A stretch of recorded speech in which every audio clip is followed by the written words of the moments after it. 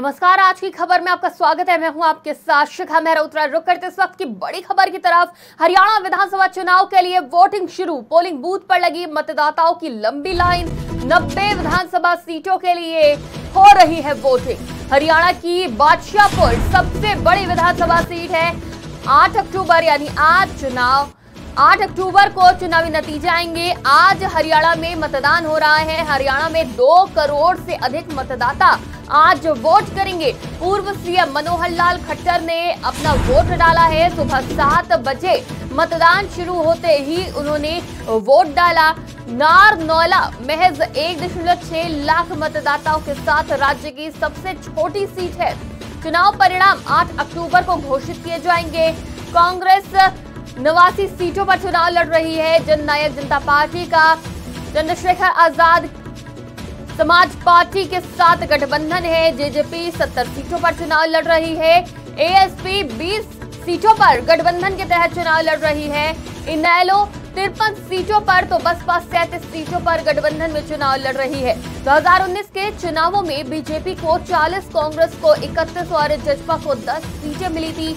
इनेलो 1, HLP 1 और निर्दलीय को 1 सीट मिली थी।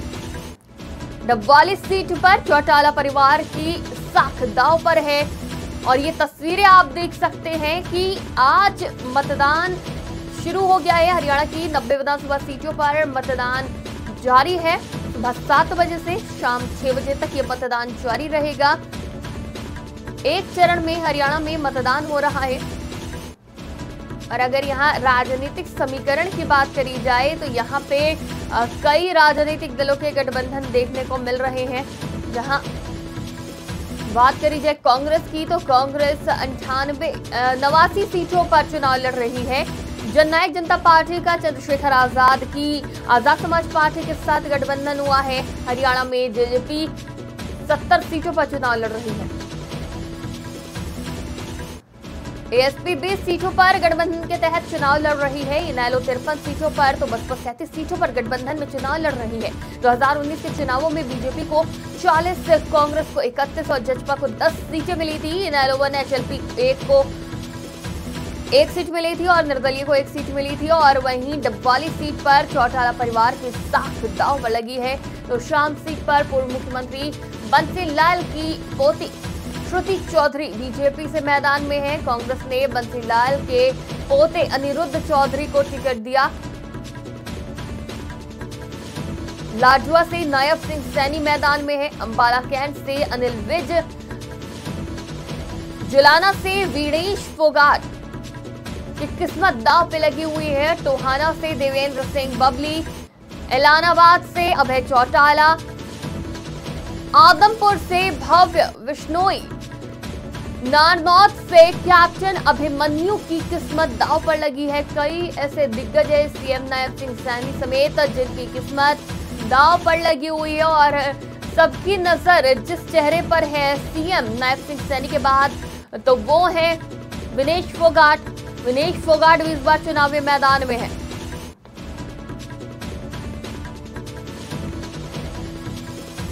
तो कई ऐसे दिग्गज हैं जिनको इस बार चुनाव लड़ने का मौका मिला है। लाडवा सीट से नायब सिंह सैनी मैदान में है। अंबाला कैंट से अनिल विज, जुलाना से विनेश फोगाट की किस्मत दांव पर है। टोहाना से देवेंद्र सिंह बबली, एलानाबाद से अभय चौटाला पर सबकी नजर है। आदमपुर से भव्य विश्नोई, नारनौल से कैप्टन अभिमन्यु, क्याथल से आदित्य सुरजेवाला और कलायत से विकास सहारण मैदान में है। आदित्य रणदीप सुरजेवाला और विकास कांग्रेस सांसद जयप्रकाश के बेटे हैं।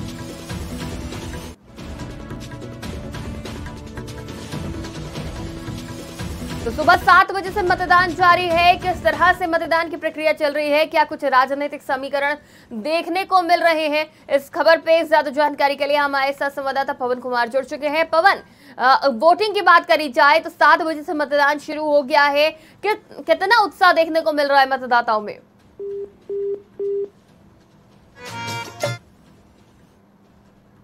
फिर से जुड़ने का प्रयास करेंगे। पोलिंग बूथ पर मतदाताओं की लंबी कतार लगी हुई है और अगर राजनीतिक समीकरण की बात करें तो यहाँ पर कई गठबंधन देखने को मिले हैं। हालांकि भारतीय जनता पार्टी ने यहाँ पे गठबंधन, उधर कांग्रेस की बात करें तो माना जा रहा था कांग्रेस आम आदमी पार्टी और सपा से गठबंधन कर सकती है, लेकिन यहाँ गठबंधन की बात बनी नहीं और अकेले ही कांग्रेस 89 सीटों पर चुनाव लड़ रही है।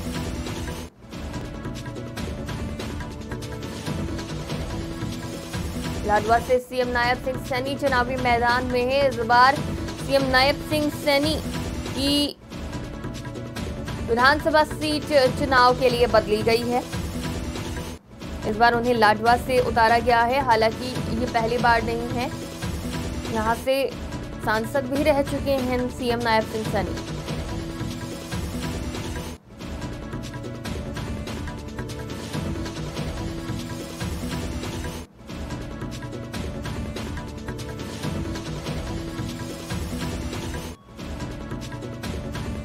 8 अक्टूबर को नतीजे आएंगे। आज एक चरण में ही 90 विधानसभा सीटों पर मतदान हो रहा है। तमाम सीटें काफी महत्वपूर्ण हैं और भारतीय जनता पार्टी एक बार फिर सत्ता में लौटना चाह रही है। और हमारे साथ इस खबर पे संवाददाता पवन कुमार जुड़ चुके हैं। पवन, कितना उत्साह देखने को मिल रहा है मतदाताओं में? देखिए, जिस तरह से अभी हरियाणा विधानसभा चुनाव जो 2024 है जो चल रहा है और मतदाताओं के मैं कई बूथों पर गया हूं, इन सभी बूथों पर मैंने देखा है कि लंबी लंबी लाइनें लगी है, लोगों में उत्साह है और अब की बार बम्पर वोटिंग होने वाली है। अभी मैं डांगरा, जो कि सुभाष बराला जी और पूर्व पंचायत मंत्री देवेंद्र सिंह बबली का पैतृक गांव है, मैं वहां पर मौजूद हूं और लंबी लाइनें यहां पर लगी हुई है और लोग सुबह ही जल्दी आने लगे हैं। आपको बता दें कि टोहाना की जो सीट है, टोहाना विधानसभा क्षेत्र की असेंबली, ये बहुत हॉट सीट बन चुकी है, क्योंकि यहाँ पर आपको पता है कि पहले सुभाष बराला जी यहाँ पर भारतीय जनता पार्टी से थे और अब पूर्व पंचायत मंत्री देवेंद्र सिंह बबली को भारतीय जनता पार्टी की टिकट यहाँ पर मिली है और यहाँ पर कांग्रेस के प्रत्याशी के बीच और भारतीय जनता पार्टी के प्रत्याशी के बीच कड़ा मुकाबला है। और इनेलो पार्टी से जो कुणाल करण सिंह जी हैं, वो भी इस समीकरण को, कांग्रेस और बीजेपी के समीकरण को बिगाड़ने का काम बखूबी निभा रहे हैं, क्योंकि उनकी भी पैठ अब की बार बहुत ज्यादा बढ़ रही है। जी पवन, देखिए, अपनी रैली के दौरान राहुल गांधी ने कहा था कि सीधा मुकाबला भारतीय जनता पार्टी का कांग्रेस से है और जो अन्य दल हैं वो रिमोट की तरह कंट्रोल किए जा रहे हैं भारतीय जनता पार्टी द्वारा। तो ऐसे में अगर बात करी जाए, दो पार्टियों में टक्कर है, लेकिन बाकी पार्टियों की परफॉर्मेंस कैसी देखने को मिल रही है? जिस तरह का प्रचार किया, क्या उम्मीद जताई जा रही है? अन्य दलों को, अन्य गठबंधन को कोई सीट जाती दिख रही है या फिर भारतीय जनता पार्टी और कांग्रेस के बीच ही सारा मुकाबला है? यस, बिल्कुल बिल्कुल। जननायक जनता पार्टी जो है, अब की बार जिस तरह से सर्वे सामने आ रहा है, लग रहा है कि 90 की 90 विधानसभा सीटों पर जमानत जब्त होने वाली है। लेकिन यहाँ पर आईएनएलडी और बीएसपी का जो गठबंधन है, वो कहीं ना कहीं अपनी परफॉर्म है, उसको जो ग्राफ है उसको बढ़ाने में कामयाब रहा है। अब हम अगर मानते हैं कि कहीं ना कहीं 3 से 5 या 6 सीटें इनेलो और बहुजन समाज पार्टी का जो गठबंधन है उसकी साझे उम्मीदवार है, वो कहीं ना कहीं सेंध लगाएंगे। इसमें कोई दोहराई नहीं है कि भारतीय जनता पार्टी और कांग्रेस में सीधा मुकाबला है, लेकिन समीकरण बिगाड़ने का काम अब की बार इनेलो और बीएसपी गठबंधन कर सकते हैं। पवन, उत्तर प्रदेश की भी कई राजनीतिक पार्टियां हरियाणा में नजर आ रही हैं। बसपा भी गठबंधन के साथ यहाँ पे चुनाव में उतरी है, तो वहीं आजाद समाज पार्टी, समाजवादी पार्टी। तो ऐसे में अगर बात करी जाए इन पार्टियों की, तो इन पार्टियों को गठबंधन के तहत कितनी सीटें मिलने की उम्मीद है या फिर इन पार्टियों के गठबंधन से जुड़ने से पार्टियों को कितना फायदा होता दिख रहा है?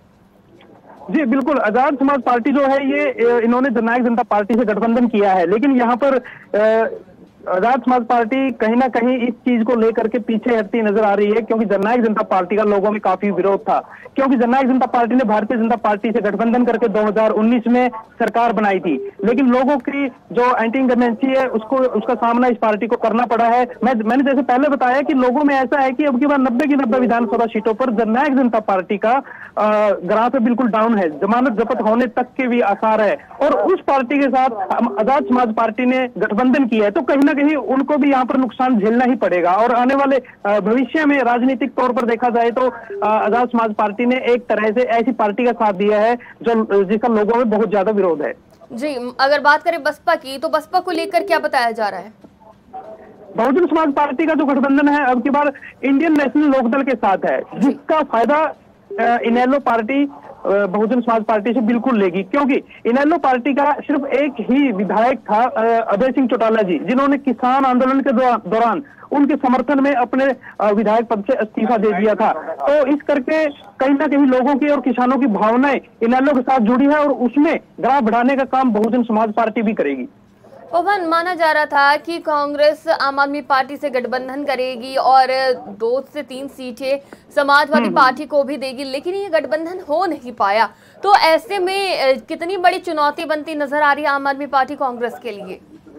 जी बिल्कुल, ये गठबंधन अगर होता तो कहीं ना कहीं कांग्रेस पार्टी को भी इसका फायदा होता, लेकिन हाईकमान जो भी आम आदमी पार्टी की हाईकमान है उनका और कांग्रेस पार्टी के हाईकमान के साथ उनका तालमेल नहीं बन पाया। लेकिन कहीं ना कहीं इस चीज का नुकसान कांग्रेस पार्टी को उठाना पड़ेगा, क्योंकि आम आदमी पार्टी का जो वोट बैंक है, जो पंजाब से लगता हुआ एरिया है, वहां पर कुछ ना कुछ वोट बैंक जो है आम आदमी पार्टी के पास जरूर था। लेकिन ये वोट बैंक अब कांग्रेस पार्टी का ही इसमें नुकसान होगा, जिससे कि भारतीय जनता पार्टी को फायदा होगा, क्योंकि आम आदमी पार्टी अगर कांग्रेस का गठबंधन में करते तो एक जगह पर वोट बैंक इकट्ठा होता और वही 2 जगह वोट बैंक बंट गया है। तो इसमें कहीं ना कहीं नुकसान होगा और भारतीय जनता पार्टी को इसका फायदा देखने को मिल रहा है हरियाणा में इस विधानसभा चुनाव में। जी पवन, अगर भारतीय जनता पार्टी की स्थिति की बात करी जाए तो भारतीय जनता पार्टी की स्थिति कैसी नजर आ रही है? बताया जा रहा है कि इस बार कांग्रेस मजबूत है, भारतीय जनता पार्टी मजबूत नहीं है, लेकिन भारतीय जनता पार्टी ने चुनाव प्रचार में काफी जी जान लगाई।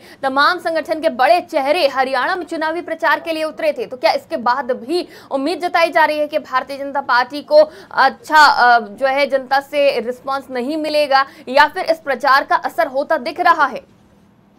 जी बिल्कुल, जैसे मैंने आपको बताया, एंटी जो है इसकी वजह से अब की बार थोड़ा सा है, इसको नुकसान झेलना पड़ सकता है। बड़े बड़े नेता है जो स्टार प्रचारक है भारतीय जनता पार्टी से, वो हरियाणा में दिन रात पूरी मेहनत करके कोशिश कर रहे हैं कि भारतीय जनता पार्टी अब की बार सत्ता में आए और स्पष्ट बहुमत के साथ आए। लेकिन लोगों में जिस तरह का हम विरोध देख रहे हैं उसमें हमें लगता है कि कहीं ना कहीं स्पष्ट बहुमत हासिल करने में नाकामयाब रहेगी भारतीय जनता पार्टी। और जो किसान आंदोलन था वो सबसे बड़ा फैक्ट रहेगा हरियाणा के अंदर, क्योंकि हरियाणा और पंजाब इसमें अग्रीम थे। तो हरियाणा के लोगों में कहीं ना कहीं भारतीय जनता पार्टी को लेकर के, खासकर किसानों में इसके भारतीय जनता पार्टी के खिलाफ विरोध है। तो लगता नहीं है कि पूर्ण बहुमत अब की बार हरियाणा से ले सकें, क्योंकि हम टोहाना विधानसभा की बात करें तो यहाँ पर भी ऐसी स्थिति बनी हुई है कि भारतीय जनता पार्टी से प्रत्याशी पूर्व पंचायत मंत्री जो कि पहले जननायक जनता पार्टी में थे, फिर कांग्रेस पार्टी से टिकट लेने गए, लेकिन अब भारतीय जनता पार्टी से टिकट ले आए हैं। और वही दूसरी ओर इनके प्रतिद्वंदी होते थे सुभाष बराला जी, जो कि भारतीय जनता पार्टी से ही पूर्व प्रदेश अध्यक्ष और कद्दावर नेता हैं। तो कहीं ना कहीं उन दोनों के बीच की जो आपस की खटास है भारतीय जनता पार्टी के लिए नुकसान कर रही है। साथ में किसानों की विरोधी लहर, साथ में सरपंचों का विरोध, तो बहुत मुश्किल लग रहा है कि अब की बार स्पष्ट बहुमत ले पाए भारतीय जनता पार्टी। पवन, अगर हॉट सीट की बात करें तो हॉट सीट कौन सी बनी हुई है, सबकी निगाहें किस पर टिकी हुई हैं? साथ ही उन दोनों सीटों की बात भी करेंगे जहां पहले मुख्यमंत्री नायब सिंह सैनी चुनाव लड़ते थे, लेकिन इस बार उनका जब चुनावी क्षेत्र बदला गया है, जब उनको नई सीट से उतारा गया है, तो इसके कितने फायदे और नुकसान होते दिख रहे हैं भारतीय जनता पार्टी को? देखिए, भारतीय जनता पार्टी का देखिए हॉट सीट एक तो मैं जिस टोहाना विधानसभा क्षेत्र से जहां से मैं बोल रहा हूं वहीं पर है, और इसी विधानसभा क्षेत्र में मैं बता देता हूं आपको कि हॉट सीट इसीलिए है कि जैसे मैंने आपको बताया कि पहले भारतीय जनता पार्टी से सुभाष बराला जी होते थे और साथ में विधानसभा पूर्व पंचायत मंत्री देवेंद्र सिंह बबली होते थे। इनको लेकर के अब लाडवा सीट की आप बात करते हैं, वही ऐसी ही सिचुएशन यहाँ पर बनी हुई है, क्योंकि हमें नहीं लगता कि भारतीय जनता पार्टी के कार्यकर्ता ये जो फिलहाल प्रत्याशी है उससे खुश होंगे, क्योंकि यहाँ पर जो हॉट सीट इसी वजह से बनी हुई है कि समीकरण बिगाड़ने का काम खुद भारतीय जनता पार्टी के कार्यकर्ता या फिर उनके बड़े नेता वो खुद ही कर रहे हैं। जी, विनेश फोगाट के ऊपर भी सबकी नजरें टिकी हुई हैं, क्या लग रहा है उनको जनता का कितना समर्थन मिलेगा? देखिए, विनेश फोगाट को जनता का समर्थन और लोगों की सहानुभूति भी उनके साथ है। और दूसरी बात यह है कि कांग्रेस पार्टी से टिकट मिलना, जहां पर किसानों में विरोध चल रहा है भारतीय जनता पार्टी को, और विनेश फोगाट को टिकट मिली है, कहीं ना कहीं उनका वोट बैंक और ग्राफ भी बढ़ेगा। और साथ में जो स्पोर्ट्स से रिलेट हैं विनेश फोगाट जी, वो वहां पर भी उनको कहीं ना कहीं जो यहाँ पे खाप होती हैं, खाप पंचायतें होती हैं हरियाणा में, उनका भी समर्थन है। तो बिल्कुल वहां पर ये सीट निकालने की दौड़ में है और मजबूती है विनेश फोगाट जी की। और कौन कौन से बड़े चेहरे हैं पवन जिनके साथ दाव पर लगी है, और या फिर करो या मरो की स्थिति है?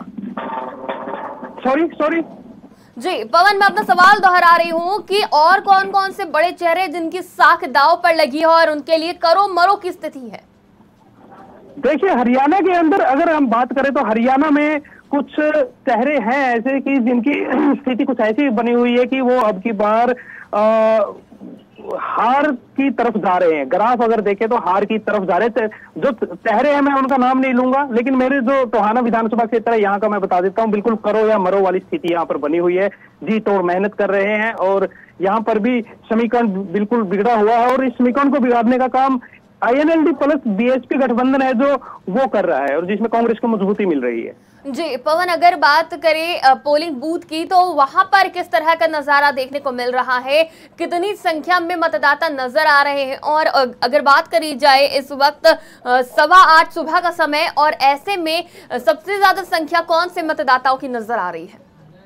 देखिए, मैं अभी है ना 3 से 4 बूथ पर गया हूँ। सुबह 7 बजे शुरू होते ही 7 बजे से मैंने 3 बूथों का निरीक्षण किया अपने टोहाना विधानसभा क्षेत्र में। तो यहाँ पर महिलाएं भी और पुरुष भी बराबर संख्या में नजर आ रहे हैं और भीड़ शुरू सुबह 7 बजे ही शुरू होगी, क्योंकि लोगों को लगता है कि सुबह जितना जल्दी जाएंगे हमारा वोट डलेगा और हम काम पे निकल जाएं। इस करके सुबह सुबह जल्दी इसीलिए इतनी भीड़ होती है। और यहाँ पर पुरुष और महिलाओं की संख्या बहुत ज्यादा है। जिस बूथ पर मैं खड़ा हूँ ये सुभाष बराला जी का पैतृक गाँव है। यहाँ पर मैं डांगरा में देवेंद्र सिंह बबली जी का पैतृक गांव है। यहाँ पर मैं देख रहा हूँ कि दोनों बूथों पर लंबी लंबी लाइनें लगी है, चाहे महिलाएं की हो या फिर पुरुषों की हो, और लोगों में उत्साह बनते ही दिख रहा है और अब की बार बम्पर वोटिंग होने की उम्मीद है हरियाणा के अंदर।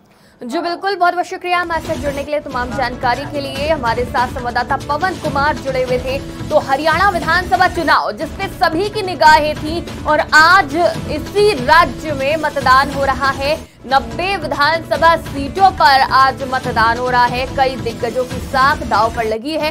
सीधा मुकाबला कांग्रेस और भारतीय जनता पार्टी में, हालांकि और भी तमाम राजनीतिक पार्टियां हैं, लेकिन सीधा मुकाबला इन दो के बीच माना जा रहा है। लेकिन जिस तरह से पहले माना जा रहा था कि यहां पर गठबंधन करके कांग्रेस भारतीय जनता पार्टी को एक कड़ी चुनौती देगी, लेकिन कांग्रेस ने हरियाणा विधानसभा चुनावों में अकेले लड़ने का फैसला किया। आम आदमी पार्टी के साथ बात नहीं बन पाई सीट शेयरिंग को लेकर, वरना माना जा रहा था कि अच्छी खासी सीटें आम आदमी पार्टी को कांग्रेस देगी, कुछ सीटें समाजवादी पार्टी को भी देगी, लेकिन सीटों को लेकर बात नहीं बनी, जिसके चलते ये गठबंधन नहीं हो पाया। जिसके बाद 89 सीटों पर कांग्रेस ने अपने प्रत्याशी उतारे हैं, तो 90 की 90 विधानसभा सीटों पर आम आदमी पार्टी ने भी अपने कैंडिडेट्स उतारे हैं और जीत का दम भरती हुई नजर आ रही आम आदमी पार्टी, यानी कि आमने सामने कांग्रेस और आम आदमी पार्टी, जो कि कांग्रेस की ही मुश्किलें बढ़ाएगी। साथ ही दूसरी तरफ भारतीय जनता पार्टी, जो कि कांग्रेस को सीधी टक्कर दे रही है। चुनाव प्रचार करके माहौल बनाने का पूरा प्रयास किया भारतीय जनता पार्टी ने। संगठन के तमाम नेता हरियाणा में चुनाव प्रचार करते, रैलियां करते, जनसभाएं करते नजर आए।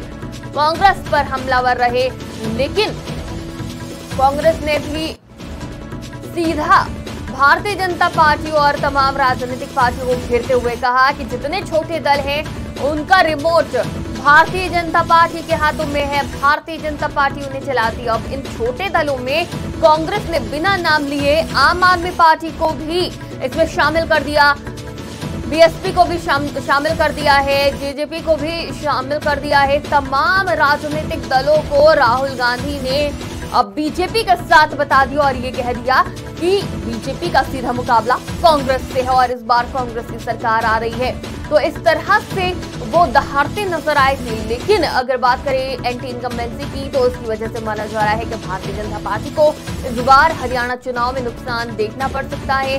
तमाम अगर दावे वादों की बात करी जाए तो दोनों ही पार्टियों का मैनिफेस्टो सामने आया और भारतीय जनता पार्टी और कांग्रेस दोनों ने कई लोक लुभावन वादे करे, जहां कांग्रेस ने 7 वादों में 7 संकल्पों में अपने पूरे मैनिफेस्टो को समेट दिया, तो वहीं भारतीय जनता पार्टी ने 20 संकल्पों में अपने मैनिफेस्टो को समेटा और इसमें MSP, महिला, युवा, हर वर्ग का ध्यान रखा गया। रोजगार की बात भी की गई, सिलेंडर की बात करी गई, महंगाई की बात करी गई, साथ ही तमाम मुद्दों की बात करी गई जिसमें विकास मुख्य रूप से शामिल थे। एक बार फिर रुक करेंगे हरियाणा से हमारे संवाददाता पवन कुमार का। पवन, जिस तरह का माहौल देखने को मिला चुनाव से पहले, जो प्रचार देखने को मिला, उसमें जनता किस पार्टी की तरफ जनता का रुझान देखने को मिला? क्योंकि आप ग्राउंड जीरो पर मौजूद थे, आपने जनता का मूड भी भापा होगा, तो मूड किसकी तरफ है जनता का? भाई साहब धन्यवाद। पवन, आपको मेरी आवाज मिल पा रही है? हाँ जी, आपका बहुत बहुत ठीक है, फिर से जुड़ने का प्रयास करेंगे। हमारा संपर्क नहीं हो पा रहा है, लेकिन जो चुनावी माहौल है यहाँ हरियाणा में, तो वो काफी दिलचस्प रहा था। जो चुनावी जनसभाएं थी उसमें भी काफी तीखे आरोप प्रत्यारोप देखने को मिले और काफी प्रचार प्रसार किया गया। जनता तक जा जाकर अपने मैनिफेस्टो को बताया गया। सभी राजनीतिक पार्टियों ने जनता से वोट की अपील भी की और जिस तरह से तमाम चुनावों में प्रधानमंत्री नरेंद्र मोदी जनता से वोट की अपील करते हैं, इस बार भी प्रधानमंत्री नरेंद्र मोदी ने जनता से वोट की अपील करी। अब देखना ये होगा कि हरियाणा की जनता पर इस अपील का कितना असर होता है। तमाम राजनेता जो मतदान के लिए बूथ पर जा रहे हैं वो जनता से वोट की अपील कर रहे हैं और हरियाणा में आज यानी एक ही चरण में मतदान होना है तमाम 90 सीटों पर और ये चुनाव काफी दिलचस्प है। सुरक्षा व्यवस्था के भी तमाम इंतजाम किए गए हैं और अगर बात करी जाए वोटिंग की तो सुबह 7 बजे से जारी है, शाम 6 बजे तक जारी रहेगी। हरियाणा में तमाम मुद्दे देखने को मिलते हैं, किसानों से संबंधित हो, युवाओं से संबंधित हो, पलायन से संबंधित हो। विपक्ष ने तमाम मुद्दों को उठाया। उसने रोजगार हरियाणा में देने की बात करी। बात करें कांग्रेस की तो कांग्रेस ने यही मुद्दा सबसे महत्वपूर्ण उठाया कि जो युवा है उनको रोजगार मिले, युवा अपने राज्य में रहकर ही, अपने परिवार के साथ रहकर ही कमाई कर सके, उनको पलायन ना करना पड़े, पलायन करने की नौबत ना आए। और कांग्रेस पार्टी अगर सत्ता में आती है तो इस चीज का ध्यान रखेगी। तो वहीं भारतीय जनता पार्टी ने भी विकास, नए रोजगार के अवसर, तमाम दावे वादे करे हैं। अब जनता को किसके दावे वादे पर विश्वास होता है, क्योंकि हरियाणा ने कांग्रेस का, भारतीय जनता पार्टी का, सभी का कार्यकाल देखा है। जनता ने सबको मौका दिया है, लेकिन 2024 में जनता किसको मौका देती है, किसका मुख्यमंत्री बनाती है, किसकी सरकार बनती है, ये आज ईवीएम में कैद हो जाएगा और 8 तारीख को साफ हो जाएगा कि जनता किसकी सरकार बनाएगी। सुबह 7 बजे से वोटिंग शुरू हो चुकी है, शाम 6 बजे तक ये वोटिंग जारी रहेगी। जनता से बार बार एक ही अपील, वोट करने पहुंचे। और अगर देखिए तस्वीर तो देखिए सीएम नायब सिंह सैनी आप देख पा रहे हैं मतदान केंद्र पर। तमाम बड़े चेहरे मतदान करने सुबह सुबह पहुंच रहे हैं, अपने मत का प्रयोग कर रहे हैं और पहले से ही तमाम तैयारियां कर ली थी। चुनाव आयोग की तरफ से तमाम तैयारियां कर ली गई, वीवीपैट और तमाम चीजों की जांच कर ली गई कि किसी भी दिक्कत का सामना जनता को ना करना पड़े। और अब हमारे साथ एक बार फिर संवाददाता पवन कुमार जुड़ चुके हैं हरियाणा से। हरियाणा में 90 विधानसभा सीटें हैं, लेकिन लाडवा विधानसभा सीट से इस बार भारतीय जनता पार्टी ने सीएम नायब सिंह सैनी को क्यों उतारा, क्या रणनीति नजर आ रही है पवन आपको? पवन, आप मुझे सुन पा रहे हैं? पवन, आप तक मेरी आवाज पहुंच रही है? ठीक है, फिर से जुड़ने का प्रयास करेंगे और तमाम सवाल हैं वो भी जानने का प्रयास करेंगे। हालांकि ये एक राजनीति का हिस्सा है, ये एक रणनीति के तहत फैसला लिया गया है कि नायब सिंह सैनी को इस बार लाडवा विधानसभा सीट से उतारा जाए। लाडवा विधानसभा क्षेत्र में सीट पर सीधी टक्कर कांग्रेस से देखने को मिल रही है और बड़ी चुनौती देना चाह रही है भारतीय जनता पार्टी।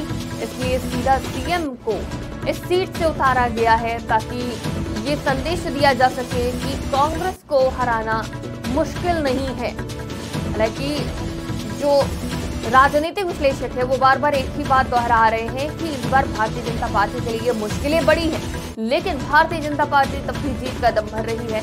उधर लोकसभा चुनाव में अच्छा प्रदर्शन करने के बाद कांग्रेस के हौसले भी बुलंद हैं और प्रचार में भी कांग्रेस ने काफी मेहनत करी और जनता से संपर्क साधा और इसका असर अब माना जा रहा है कि हरियाणा में भी देखने को मिल सकता है। जो फॉर्मूला, जो रणनीति लोकसभा चुनाव में कांग्रेस ने अपनाई थी, वही हरियाणा में भी अपनाने की पूरी कोशिश रही। जिस तरह से लोकसभा चुनाव से पहले राहुल गांधी ने भारत जोड़ो यात्रा निकाली थी, वही टेक्निक हरियाणा विधानसभा चुनाव के प्रचार में भी उपयोग करते हुए नजर आई कांग्रेस।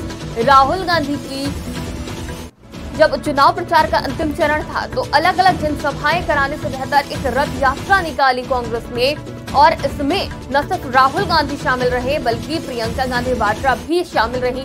यानी दोनों भाई बहन की जोड़ी ने मिलकर चुनाव प्रचार के अंतिम चरण में धुआंधार प्रचार किया। अब इसका कितना असर देखने को मिलता है, भाई बहन की ये जोड़ी जनता को कितनी पसंद आई है, भाई बहन के दावों वादों पर, कांग्रेस के तमाम वादों पर जनता को कितना विश्वास है, ये जनता आज साफ कर देगी जब वो अपना मत डालने जाएगी। तो जिसके हिस्से में सबसे ज्यादा वोट पड़ेंगे उसकी सरकार बनेगी और जनता का फैसला 8 तारीख को सामने आ जाएगा। लेकिन सबसे बड़ा सवाल, किसकी रणनीति बेहतर, सबसे बड़ा सवाल कि कौन जनता के हित में सोच रहा है, और सबसे बड़ा सवाल ये भी कि जनता इस वक्त किस पे विश्वास करती है। महंगाई के मुद्दे पर विश्वास करती है, संविधान के मुद्दे पर विश्वास करती है, रोजगार के मुद्दे पर विश्वास करती है, या फिर मूलभूत सुविधाएं जो सड़क, बिजली, पानी है, कई तमाम ऐसे क्षेत्र हैं जहां से इनकी समस्याएं सामने आती हैं। जनता इन समस्याओं को दूर करने वालों पर विश्वास करती है। तो जनता के सामने कई सवाल हैं जिसे देखते हुए वो आज अपना बटन दबाएगी। कई राजनीतिक पार्टियों के गठबंधन भी हरियाणा में हैं और इसका असर भी साफ देखने को मिलेगा। कुछ गठबंधन ऐसे होते हैं जो पार्टी को जीत की तरफ ले जाते हैं, लेकिन कुछ गठबंधन ऐसे होते हैं जो कि उल्टा भी कर देते हैं, और यहाँ पे भी कई गठबंधन है। अब इसका सीधा असर होता है, उल्टा असर होता है, जनता ने क्या मन बनाया है ये तो 8 तारीख को ही साफ हो पाएगा। लेकिन यहाँ पे भी काफी राजनीति देखने को मिली है। हरियाणा का चुनाव काफी दिलचस्प है, और अगर यहाँ के प्रचार की बात करें तो प्रचार में भी कोई कमी नहीं छोड़ी गई। जहाँ किसानों का मुद्दा उठाया कांग्रेस ने, तो वहीं भ्रष्टाचार का आरोप लगाया भारतीय जनता पार्टी ने। तो तमाम तरह से जनता को अपने पाले मिलाने की कोशिश करी गई तमाम राजनीतिक दलों की तरफ से। अगर बसपा की बात करी जाए तो बसपा ने तो कांग्रेस और भारतीय जनता पार्टी दोनों पर ही सवाल उठाए, दोनों पर ही विश्वास न करने की बात कही। और जिस तरह की राजनीति देखने को मिली हरियाणा में, उसने सियासी पारा बढ़ा दिया था। हर किसी की जुबान पे बस हरियाणा चुनाव की चर्चा थी। और हमारे साथ एक बार फिर जुड़ रहे हैं संवाददाता पवन। पवन, आपको मेरी आवाज मिल पा रही है? जी पवन, तो सबसे पहला सवाल तो ये कि जिस तरह से इस बार सीएम नायब सिंह सैनी की जो सीट है वो बदली गई, लाडवा से सीएम को उतारने के पीछे क्या रणनीति नजर आ रही है भारतीय जनता पार्टी की? क्योंकि ये देखिए कि रणनीति है कि जो लाडवा के जातिगत वोट हैं, जैसे सैनी बिरादरी के वोट हैं, सबसे ज्यादा वोट हैं वहाँ पे, और दूसरा नंबर की करनाल से अगर वो लड़ते तो उन्हें हो सकता है कि उन्हें टफ मुकाबला, अच्छा मुकाबला देखने को मिलता। मगर सैनी बिरादरी के वोट ज्यादा होने के कारण उन्हें लाडवा से उतारा गया, और साथ में जो सुरक्षित सीट जो मानी जा रही है सैनी बिरादरी के लिए, तो इसलिए उनको वहां से उतारा गया। जी पवन, 36 बिरादरियों की भी राजनीति काफी देखने को मिली। राहुल गांधी ने खुद कहा कि हरियाणा में कांग्रेस की सरकार बन रही है और 36 बिरादरियों की सरकार बन रही है। इसको लेकर क्या कहना चाहेंगे? हरियाणा में जो बिरादरी वाली राजनीति है, इसका कितना असर देखने को मिल रहा है? हाँ बिल्कुल, बहुत अच्छा असर देखने को मिल रहा है, क्योंकि देखिए कि जहां तक ये बात है कि भाजपा के खिलाफ जाट मतदाता एकदम से लामबंद हैं, और जिसके चलते बाकी बिरादरी हैं, 36 बिरादरी, 35 बिरादरी जो बाकी हैं, उनको एकजुट करने का प्रयास किया गया, जिसमें भाजपा अभी तक असफल रही है। जी पवन, देखिए इस बार घोषणा पत्र में भी कई दावे वादे किए गए, तो घोषणा पत्र का कितना असर मानते हैं? क्योंकि सिलेंडर सस्ती करने की बात भी करी गई है, नौकरियां देने की भी, रोजगार जब दिया जाएगा तो उससे पलायन भी रुकेगा, तमाम दावे वादे किए गए हैं। तो इन वादों का कितना असर देखने को मिल रहा है, और किसके वादों में ज्यादा दम लग रहा है, और जनता किसके दावों वादों पर विश्वास कर रही है? ग्राउंड जीरो पर जब आपने लोगों से बात करी होगी तो जनता का रुझान क्या रहा? तो जनता का ये मानना है कि दावे, हर एक पार्टी दावे करती है, वादे करती है, दावे करती है, और दोनों पार्टियों में, चाहे भाजपा हो चाहे कांग्रेस हो, दोनों पार्टियों में दावे एक जैसे, एक समान है। जो वादे किए गए वो एक समान नजर आ रहे हैं। तो जिससे लोगों का विश्वास इन जो वादों से दावों से उठता नजर आ रहा है। क्योंकि लोगों से जब हमारी बात हुई तो उन्होंने कहा कि ये वादे तो हर एक पार्टी करती है, सभी पार्टियां करती हैं, मगर उन्हें पूरा करने में असफल रहते हैं। जी पवन, अगर मूलभूत सुविधाओं की बात करी जाए, सड़क, पानी, बिजली, तो कौन कौन से ऐसे क्षेत्र हैं जहां पर इसको लेकर सबसे ज्यादा नाराजगी देखने को मिली जनता में, और जनता अपनी मांगों को लेकर क्या कहीं से कोई ऐसी खबर भी आई कि वोट बहिष्कार के लिए जनता उठ खड़ी हुई? नहीं, अभी तक ऐसी कोई खबर नहीं आई कि जो वोट है उनका बहिष्कार किया, पोलिंग का बहिष्कार किया है। मगर ये बता दूं कि जो वादे किए गए थे उन्हें पूरा ना करना, जैसे एमएसपी की गारंटी का था, अभी हम एमएसपी देंगे, उसको अभी तक तो सरकार दे रही है, मगर लिखती रूप में जो उन तक नहीं पहुंच रहा है, तो इससे जिससे जाट मतदाता काफी सख्त नाराज हैं। और साथ में जो आम जन सुविधाओं की बात है, आम जन सुविधा में जैसे टवाना क्षेत्र की लगा ले, तो पहले पिछले 50 वर्षों में ऐसा जो काम नहीं हो पाए थे वो पिछले 5 वर्षों में, जैसे बस स्टैंड की बात हो या हॉस्पिटल की बात हो या मेडिकल कॉलेज की बात हो, तो ऐसे ऐसे काम जो है ना सरकार ने अच्छे काम किए भी हैं। जो हर एक प्रत्येक जिला में मेडिकल कॉलेज की स्थापना की गई है, बनाने का वादा किया गया है और बन भी रहा है। तो ऐसे जो मूलभूत सुविधाएं हैं उनको देने में काफी सफल रहे हैं। जी पवन, देखिए चुनाव से ठीक पहले किसानों में आक्रोश देखने को मिला, उनकी मांगे पूरी ना होने पर रेल रोको अभियान भी किया गया, तो ऐसे में जो नाराजगी है वो भी साफ देखने को मिल रही है। इसका असर भारतीय जनता पार्टी की सीटों पर कितना मानते हैं? बिल्कुल, आपको बता दो कि पूरा असर पूरा रहेगा, अच्छा असर रहेगा उनका, क्योंकि मैं वही कह रहा, किसान मतदाता और जाट मतदाता वन साइडेड एक साइड में चले गए हैं, क्योंकि उनकी मांगे जब तक पूरी नहीं होती, उन्होंने जो मांगे रखी थी वो जब तक मांगे पूरी नहीं होंगी तो वो भारतीय जनता के पार्टी के पक्ष में मतदान नहीं करेंगे, तो इससे काफी असर पड़ सकता है। जी पवन, अगर बात करें वीवीआईपी की, कौन कौन से ऐसे वीवीआईपी मतदाता हैं जो अपने मत का प्रयोग कर चुके हैं, वोट डाल चुके हैं? हाँ, मैं आपको बता दूं कि जैसे नायब सिंह सैनी है वो मतदान का प्रयोग कर चुके हैं, टोहाना से पंचायत मंत्री देवेंद्र बबली है वो मतदान का प्रयोग कर चुके हैं, और अनिल विज जी है वो अभी तैयारी कर रहे हैं, शायद उनका मतदान अभी तक हो गया होगा। तो ऐसे ही जो फरीदाबाद क्षेत्र में हम मंत्री थे वो भी अपना मतदान का प्रयोग कर चुके हैं। तो ऐसे लगभग क्योंकि उन्होंने बाद में मतदान करने के बाद में सारे क्षेत्र में घूमना होता है, तब जाना होता है, तो जिसके चलते वो सुबह ही अपने मतदान केंद्रों पर पहुंच जाते हैं और मतदान करते हैं। जी, जनता से अपील करते हुए भी सभी नजर आए होंगे, तो अपील किस तरह की देखने को मिल रही है? चुनाव आयोग की तरफ से किस तरह से इस बार जनता को जागरूक किया गया मतदान के लिए? क्या उम्मीद जताई जा रही है इस बार, कितना प्रतिशत मतदान जाएगा? हाँ, मैं आपको बता दूं कि जो चुनाव आयोग है, चुनाव आयोग की तरफ से जनता को अपील की गई है कि जो आप घरों से निकले और मतदान करें और अच्छे से तरीके से मतदान करें, और जो किसी भी मतलब पक्ष या पक्ष विपक्ष दोनों की तरफ से भी ये दोनों कहा गया है कि मतदान अच्छे तरीके से हो। और सबसे बढ़िया बात ये रही कि अभी तक जो मतदान जितने प्रतिशत भी हुआ है, अभी तक जो मतदान हुआ है वो शांतिपूर्वक तरीके से मतदान हो रहा है, और लगभग हमें लगता है कि 80% के 70 से लेके 80% के बीच मतदान की प्रक्रिया शुरू होगी। जी, मतदान केंद्रों पर क्या कुछ व्यवस्था देखने को मिल रही है पवन? वृद्धों के लिए क्या कुछ व्यवस्था है, और अगर गर्मी का समय है तो किस तरह का व्यवस्था है, और मौसम कैसा है? क्या मौसम की वजह से कोई दिक्कतें आ सकती हैं? नहीं, अभी तक तो मौसम की वजह से कोई दिक्कतें नहीं आई, क्योंकि देखिए हवा भी ठंडी चल रही है, साथ में सुबह के समय तो ठंडी होती है, ठंडक होती है, जिसके चलते अभी तक कोई दिक्कत ऐसी नहीं आई। साथ में जो चुनाव आयोग की तरफ से चुनाव जो प्रक्रिया शुरू की गई है, जो व्यवस्थाएं की गई हैं, जैसे अगर विकलांग कोई व्यक्ति है और बुजुर्ग व्यक्ति को 80 साल के ऊपर से व्यक्ति को तो घर बैठे ही मतदान केंद्र की सुविधा दी गई थी, और साथ में जो विकलांग व्यक्ति है उनके लिए व्हील चेयर का प्रबंध भी किया गया है। साथ में अगर पानी का प्रबंध, खाने का प्रबंध अच्छे तरीके से किया गया है। खाना जो मतदान केंद्र पर जो आएगा उसे सबसे पहले आने वाले को गुलाब का फूल भेंट कर उनके बधाई भी दी गई कि आप सबसे पहले आए हैं, और जिससे आप मतदान प्रक्रिया में अच्छे तरीके से भाग ले सकें। तो ऐसे में मतदान केंद्रों पर अच्छी सुविधाएं दे रखी हैं सरकार द्वारा भी, और साथ में जो चुनाव आयोग है उस द्वारा भी। जी जी पवन, अगर बात करी जाए कि कितने मतदाता हैं, कितने मतदान केंद्र बनाए गए हैं, तो क्या जानकारी अभी तक मिल पा रही है? और साथ ही नए मतदाताओं के बारे में भी, जो न्यू वोटर्स है, जो यूथ है, उनके बारे में भी जानकारी चाहेंगे, उनकी कितनी संख्या है? और उनसे अगर आपने बात करी है तो ये भी जानना चाहेंगे कि उनका क्या सोचना है, वो किस आधार पर मतदान कर रहे हैं? जी बता दूं आपको कि जैसे टोहाना क्षेत्र है, 2,31,000 मतदाता थे पूर्व में, और लेकिन जो नए मतदाता बने हैं लगभग 3,000 के आसपास मतदाता नए भी बने हैं। तो उससे लगता है कि मतदान तो काफी बड़ा है, मतदान जो मतदाता है वो काफी बड़े हैं।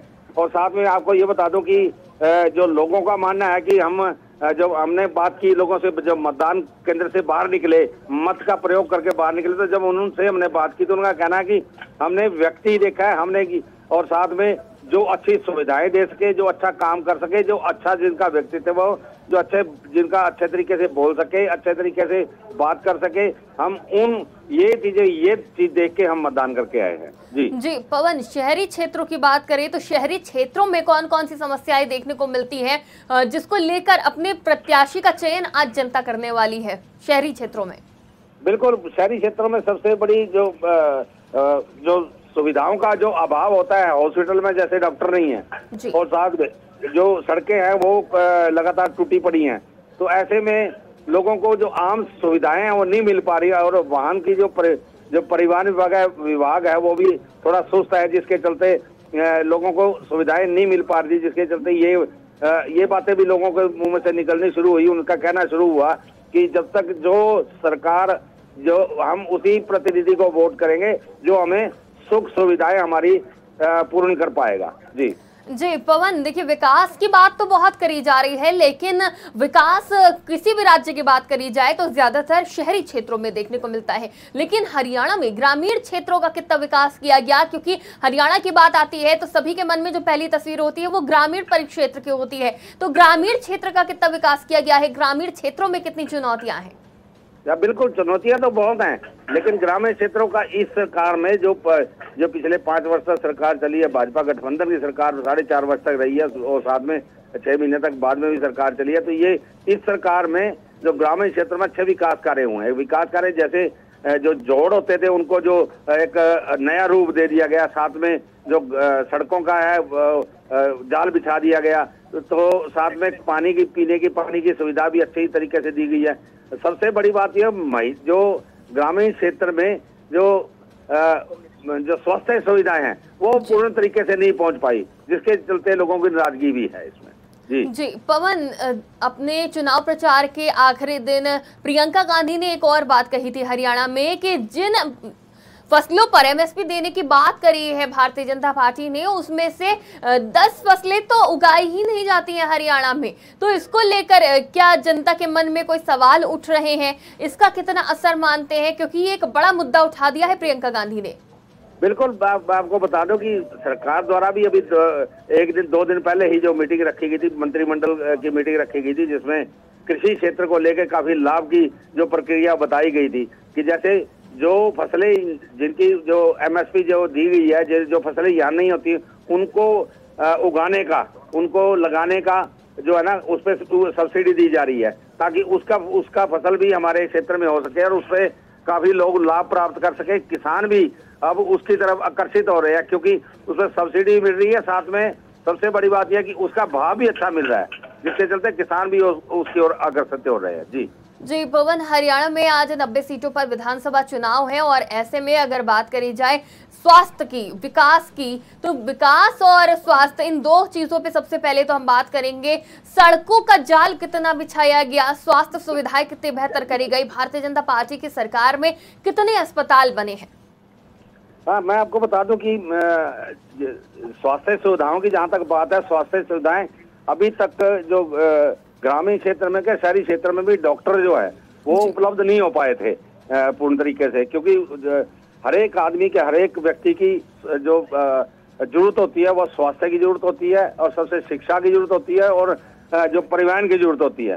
तो जो इन चीजों पर जो खरा सरकार नहीं उतर पा रही है, तो उससे लगता है कि लोगों में नाराजगी तो नेचुरली तरीके से होगी। मगर अभी तक जो बातें कही गई हैं, जो साथ में काम भी चल रहे हैं, जैसे प्रत्येक जिले में मेडिकल कॉलेज का बनाना, जिससे स्वास्थ्य सुविधाएं बेहतर हो पाएंगी। और हमारे क्षेत्र में एक नए जो हॉस्पिटल बनने, जैसे बड़े बड़े हॉस्पिटल हैं, 7 मंजिला हॉस्पिटल बन रहा है यहाँ पे भी, तो ऐसे हॉस्पिटल बनने जिससे स्वास्थ्य सुविधाएं और भी बेहतर हो पाएंगी।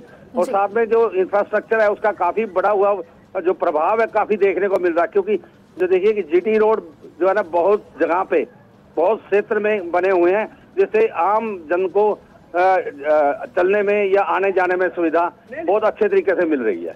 जी पवन, लोकसभा चुनाव के दौरान एक चीज सबसे ज्यादा देखने को मिली थी कि भारतीय जनता पार्टी ने कई ऐसे प्रत्याशी भी उतारे थे जिनको लेकर जनता के मन में नाराजगी थी, जिसका खामियाजा भी भारतीय जनता पार्टी को उठाना पड़ा। लेकिन माना जा रहा है कि अब जो भी चुनाव हो रहे हैं उसमें भारतीय जनता पार्टी काफी सोच समझ के अपने प्रत्याशी उतार रही है। लेकिन क्या इस चुनाव में कोई एक भी ऐसा प्रत्याशी है जिसको लेकर जनता के मन में नाराज हो? नहीं, अभी तक तो ऐसा कुछ भी देखने को नहीं मिला है कि जिसके किसी प्रत्याशी के प्रति जनता के मन में नाराजगी हो, क्योंकि ये जो कांग्रेस ने भी और भाजपा ने भी बहुत सोच समझ के प्रत्याशी उतारे हैं कि जो जिनका प्रभाव अच्छा है और साथ में जो अच्छे तरीके जी सके, या जिनके, लेकिन अभी तक ऐसी कोई सूचना नहीं है कि जिनका विरोध अच्छा तरीके से विरोध हुआ हो। जी पवन, अगर बात करें नए चेहरों की, तो इस बार कांग्रेस और भारतीय जनता पार्टी समेत तमाम राजनीतिक दलों ने क्या इस बार युवाओं को वरीयता दी है, युवाओं को ज्यादातर टिकट दिया है, और लगभग कितने प्रतिशत माना जाए कि युवाओं को मौका मिला है, कितने चेहरों को बदला गया है और क्यों? मैं आपको बता दूं कि अच्छे जो युवाओं को प्राथमिकता दी गई है ताकि युवा आगे आ सके और अच्छे तरीके से जो है ना शहरी क्षेत्रों का और ग्रामीण क्षेत्रों का विकास कर सके। तो कांग्रेस चाहे कांग्रेस हो चाहे भारतीय जनता पार्टी हो, उन्होंने अच्छे जो है ना सुविधाएं जो अच्छी सुविधाएं देने के लिए अच्छे नागरिकों को और साथ में अच्छे जो युवाओं को आकर्षित किया है। जी पवन, भारतीय जनता पार्टी है या फिर अन्य राजनीतिक दल, वो आधी आबादी की बहुत बात करते हैं, तो सबसे ज्यादा आधी आबादी को टिकट किस पार्टी ने दिया है?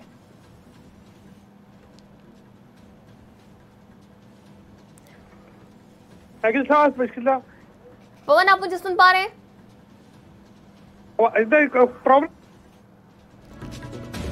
तो सुबह 7 बजे से मतदान जारी है और तमाम चीजों पे हम चर्चा कर रहे हैं, तमाम चीजों पे जानकारी ले रहे हैं कि किस तरह से हरियाणा में जो तैयारी करी गई चुनाव की, वो चाहे युवाओं को, महिलाओं को टिकट देना हो या फिर राजनीतिक प्रचार करना हो, तमाम पहलुओं पर हमने जानकारी भी ली है। अपने दर्शकों तक हम तमाम जानकारी पहुंचा रहे हैं। मतदाताओं की संख्या भी लगातार मतदान केंद्रों पर बढ़ती जा रही है। तमाम तैयारियां करी गई हैं मतदान केंद्रों पर।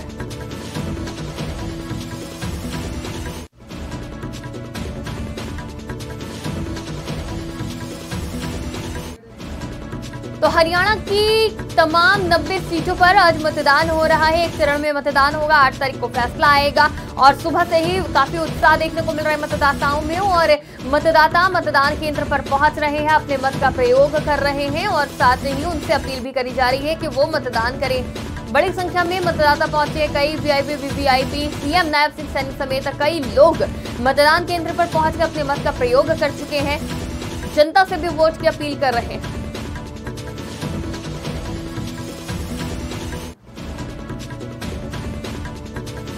और सीधा मुकाबला हरियाणा विधानसभा चुनाव में कांग्रेस और भारतीय जनता पार्टी के बीच देखने को मिल रहा है, लेकिन कांग्रेस की दिक्कत आम आदमी पार्टी बढ़ाती हुई भी नजर आ रही, क्योंकि आम आदमी पार्टी ने भी 90 की 90 विधानसभा सीटों पर अपने प्रत्याशियों को उतारा है और इसकी वजह से आम आदमी पार्टी भी कांग्रेस की कॉम्पिटिटर के रूप में सामने खड़ी है और भारतीय जनता पार्टी जहां कांग्रेस को सीधी टक्कर दे रही है, तो वहीं आम आदमी पार्टी के उतरने से भी माना जा रहा है कि जो वोट है वो कटेगा और वोट कटेगा तो उसका नुकसान भारतीय जनता पार्टी से ज्यादा कांग्रेस को होगा। हालांकि दोनों में गठबंधन की बात चल रही थी, लेकिन सीट शेयरिंग को लेकर ये गठबंधन नहीं हुआ।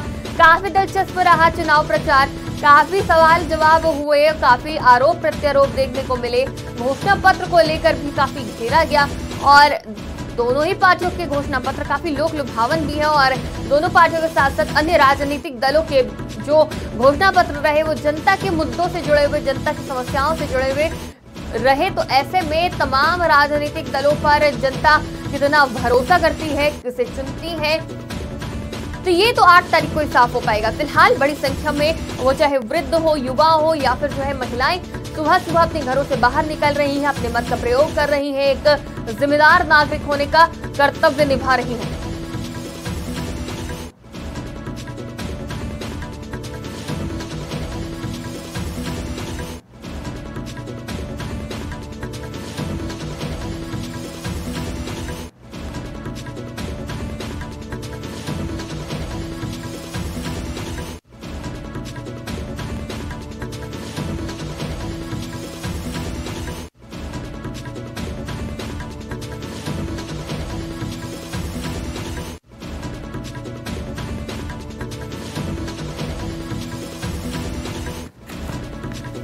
तो हरियाणा की राजनीति में सबसे महत्वपूर्ण भूमिका निभाते हैं किसान। किसान अपनी मांगों को लेकर लगातार प्रदर्शन करते रहे हैं, अपनी मांगों को लेकर आवाज उठाते रहे हैं और कुछ दिनों पहले ही उन्होंने रेल रोको आंदोलन भी किया, जिसका भी सीधा असर चुनाव पर देखने को मिलेगा। भारतीय जनता पार्टी लगातार किसानों से बात करने, उनकी परेशानी को दूर करने का प्रयास करती रही, लेकिन किसानों की नाराजगी दूर नहीं हुई है।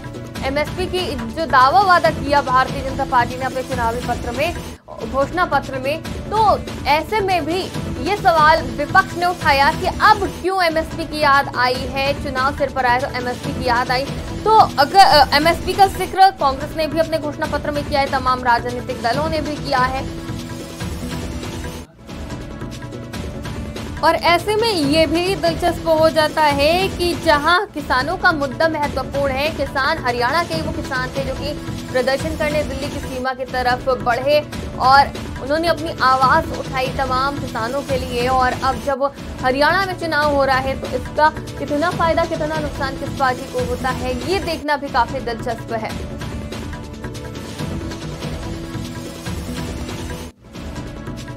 और हरियाणा विधानसभा चुनाव से ही गठबंधन की राजनीति का भविष्य भी तय होगा। कई राजनीतिक पार्टियां हैं जो कि गठबंधन के तहत चुनावी मैदान में उतरी हुई हैं। हरियाणा में विधानसभा चुनाव गठबंधन की राजनीति का भविष्य तय करेंगे। 20 साल से प्रदेश की सत्ता से बाहर चल रहे क्षेत्रीय दल इंडियन नेशनल लोकदल ने राजनीति की मुख्य धारा में आने के लिए तीसरी बार बहुजन समाज पार्टी से समझौता किया है। भारतीय जनता पार्टी के साथ 4.5 साल तक गठबंधन सरकार में शामिल रही जननायक जनता पार्टी का सांसद चंद्रशेखर आजाद रावण की आजाद पार्टी से गठबंधन है।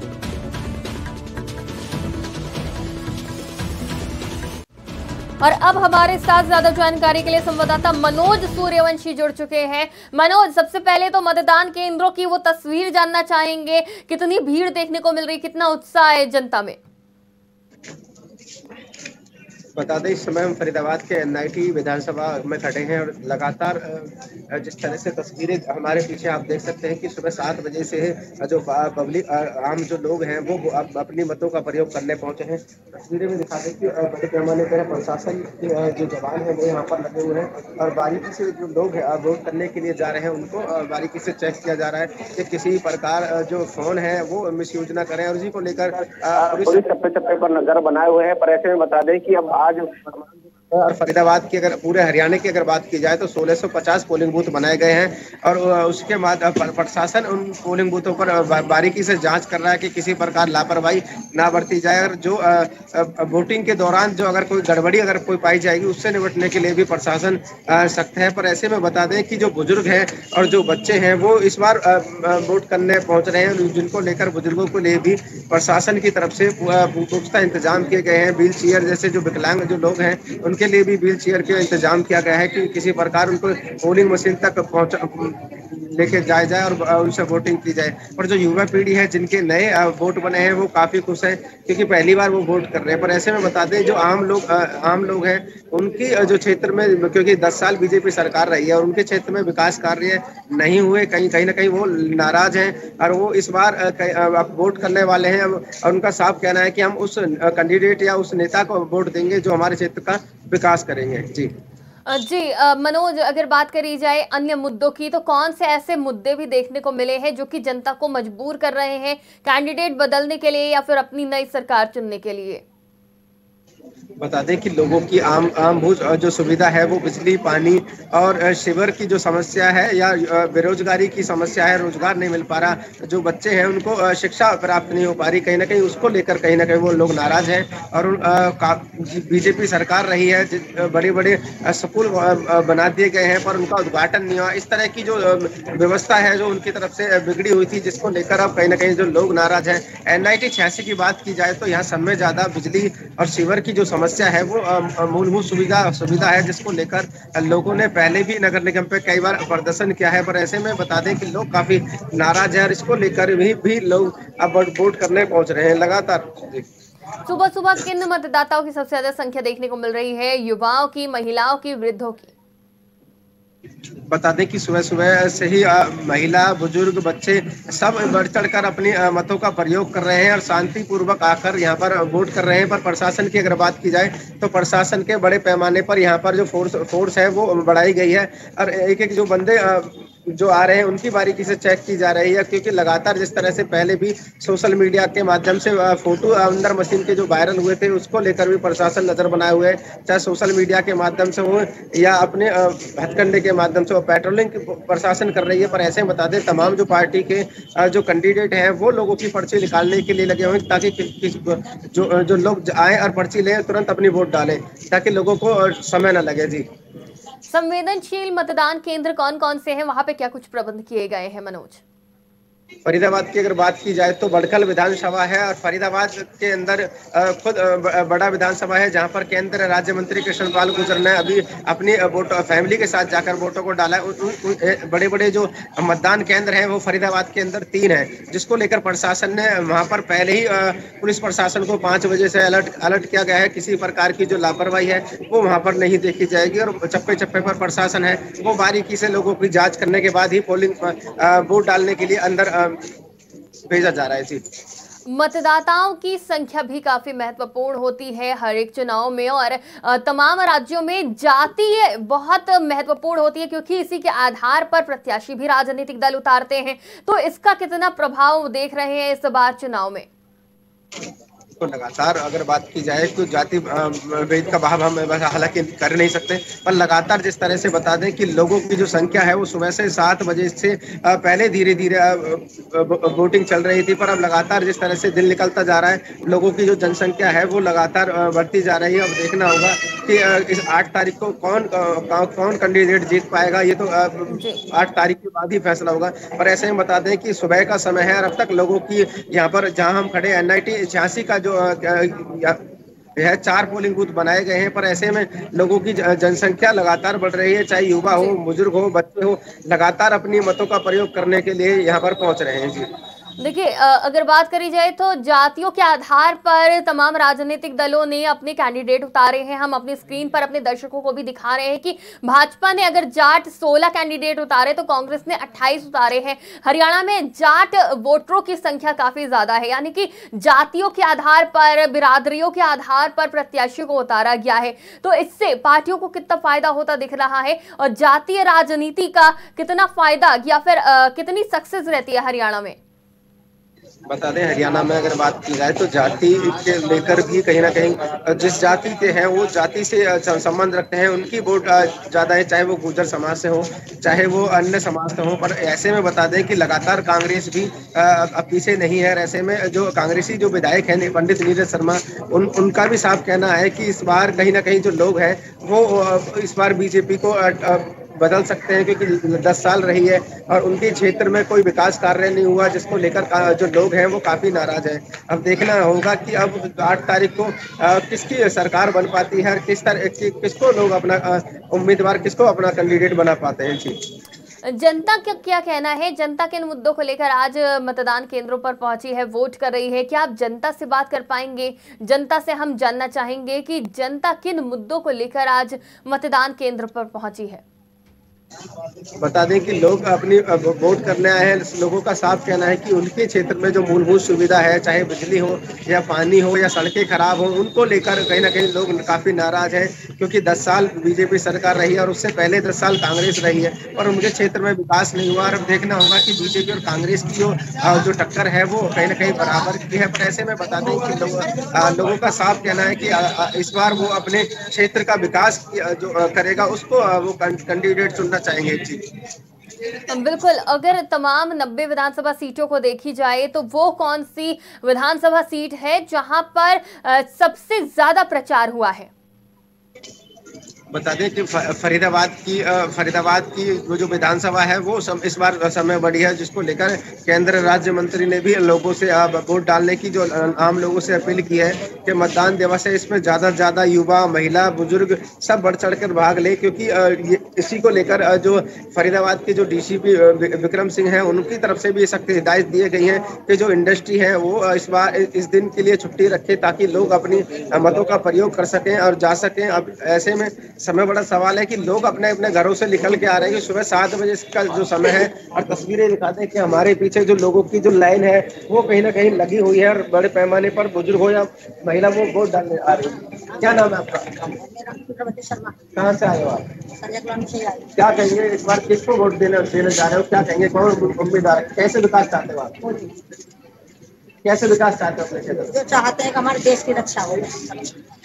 ये जो वोट डालना है ये साफ कह रहे हैं कि हमारे देश की रक्षा हो, इस तरह की जो मांग है वो यहाँ अब जो महिला वोट डालने आई थी उनसे हमने बातचीत की है, वो साफ कह रहे हैं कि हमारे क्षेत्र का विकास हो या हमारे क्षेत्र की रक्षा हो, ऐसा कैंडिडेट वो चुनना चाहते हैं। जी बिल्कुल, तमाम मुद्दे हैं लेकिन किसानों से जुड़े मुद्दे काफी हैं और पलायन से जुड़े, तो पलायन की समस्या कितनी रहती है? जो लोग हैं वो अपने राज्य में ही रोजगार चाहते हैं, तो इसको लेकर कितने लोग वोट करना चाह रहे हैं, कितने लोग वोट करने आए हैं?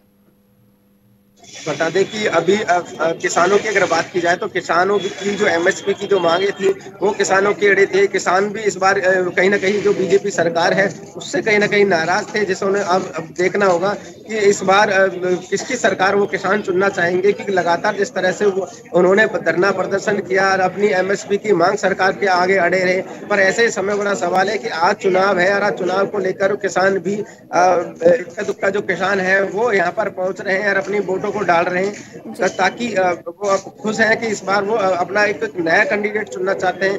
क्या कुछ कैंडिडेट है वो तो 8 तारीख के बाद ही साफ हो पाएगा। जी बिल्कुल, बहुत बहुत शुक्रिया हमारे साथ जुड़ने के लिए, तमाम जानकारी के लिए। नजर बनाए रखिए मतदान केंद्रों पर और हमें जानकारी देते रहिए। तो मतदान केंद्र पे हमारे साथ संवाददाता मनोज सूर्यवंशी जुड़े हुए थे और ये तस्वीर हम आपको दिखा रहे हैं। और अभी हमारे संवाददाता मनोज सूर्यवंशी ने भी दिखाई कि किस तरह से मतदान केंद्रों पर पहुंचकर विकास के लिए लोग वोट कर रहे हैं। विकास और सुरक्षा के लिए मतदान करते नजर आ रहे हैं मतदाता। सुबह 7 बजे से मतदान शुरू हो चुका है और शाम 6 बजे तक ये मतदान जारी रहेगा। कई वीआईपी वीवीआईपी भी अपने मत का प्रयोग कर रहे हैं, मत का प्रयोग करने पहुंच रहे हैं और शाम 6 बजे तक यूं ही प्रक्रिया जारी रहेगी। पीएम मोदी समेत तमाम बड़े राजनेताओं ने जनता से वोट की अपील करी है और अब इस अपील का असर भी देखने को मिल रहा है, जहां लोग मतदान केंद्रों पर पहुंचकर मतदान कर रहे हैं।